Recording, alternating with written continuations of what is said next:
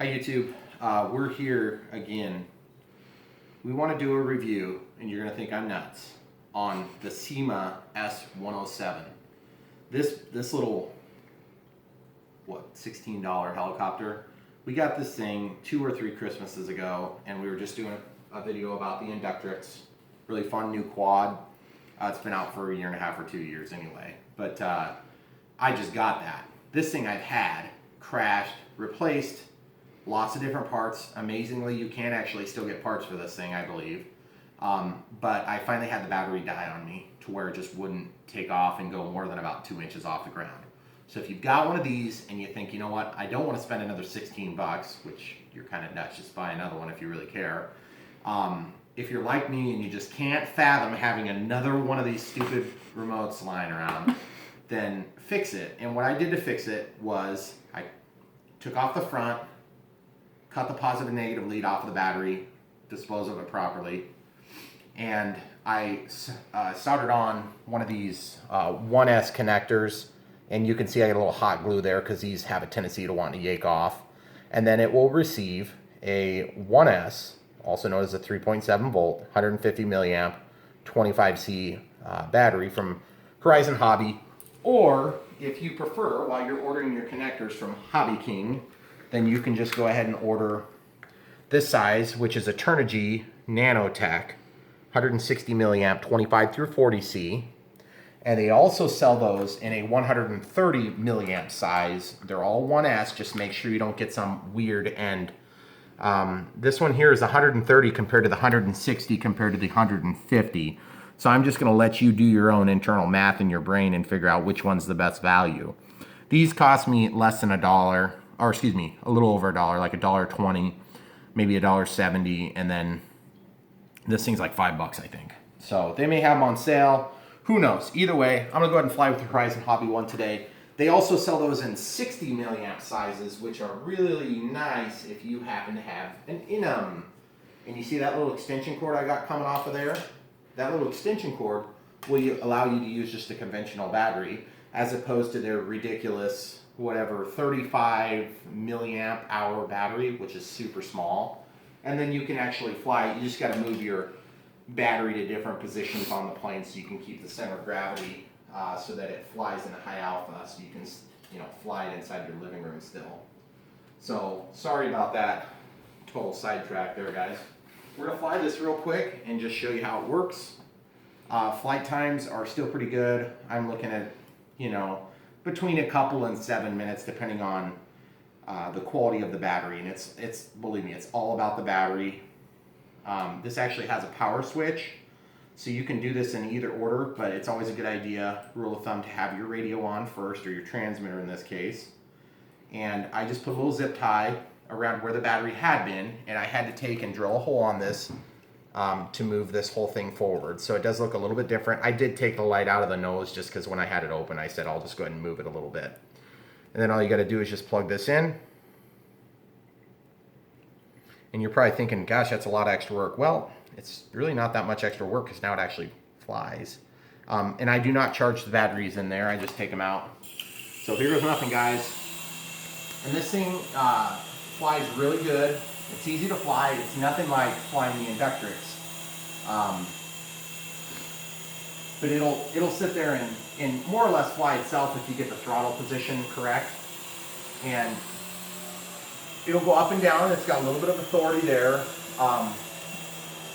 You do have to kind of figure out with your battery, like right now I'm having to give it a lot of back pressure to get it to come back to me. But if you take and move your battery around, you can get it to go forward a lot quicker than it had before. You can get it to go backward a little bit better than it had before. And just so you're aware, this is an infrared, not a 2.4 gigahertz. I believe they have a model that they're offering that's 2.4 gigahertz now. The 2.4 gigahertz is great for your kids because then when they bring it behind the couch, it doesn't fall to the ground. And basically what happens is when you totally lose radio contact, which it's infrared, meaning it actually has to have line of sight or you're gonna crash. But just to give you some idea, this thing will get infrared signal off the walls and everything. So you don't have to be sitting there pointing directly at it. But if I were to go on the other side of this couch, I'll just go ahead and demonstrate. It's going to lose radio contact here. Yep, there it goes. And that's what happens. So get a shot of where I was so they can see. I just went back here, and it took forever for it to lose radio contact. But go ahead and get a shot of that again. The other thing is when you're taking off from carpet, sometimes those rails will actually get caught in your carpet pile, and it will want to tip it over, and that's a really good way to break blades. But again, you can actually get parts for these things, which is amazing. I actually have a whole blade set sitting in my basement still. And for not being hobby grade, it's great in that way.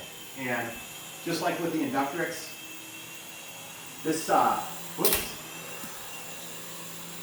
this thing is really fun to fly around the diffuser because that steam gets blown all over the place, and I just love that. Flight times, huge variance in flight times, especially when you use the different size batteries. And the other thing is, if you try to use too small a battery, it will not center gravity out, so you actually have to put a little counterweight in the front of that. There is a counterweight that sits about there, and it's got to be all of maybe 3 grams. You could take that out if you wanted to use a slightly larger battery, like a 200 milliamp hour. And incidentally, they are selling a 200 milliamp hour now at Hobby King. That would be in that couple of dollars price point. And you could use that thing for sure. But really like this thing. It's been a fun helicopter. Cheap, ready to fly for 16 bucks. I don't know how they do that. And with Amazon, you can pretty much expect to get it shipped for, 3 or 4 bucks, or if you're a Prime member, you pretty much get it for free if you don't mind a couple of days getting there.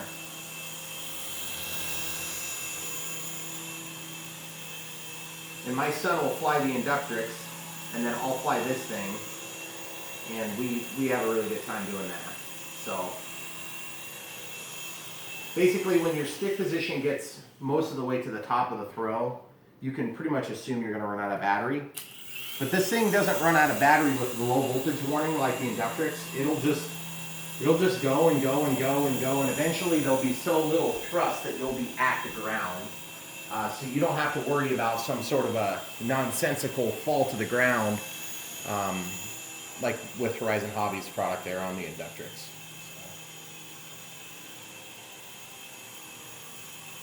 This one does move a lot more air, so if you have animals, they'll hate it, which is hilarious.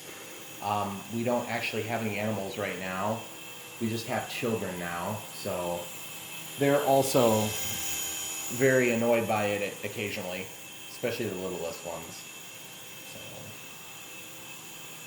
we'll probably take another landing here, and then, oh no, that's not what we call landing. The other thing is this thing is a little bit more susceptible to the turbulent air. You can see it wants to do that cyclical kind of swing. You will get that if you try to go. You can see kind of what happens to the pitch of the blades. It'll start doing this, and eventually they'll actually touch. So if you get to doing that, it means you're leaning forward too fast and back too fast. So thanks for watching, guys. If you got 20 bucks you want to blow, still a pretty awesome toy for 20 bucks.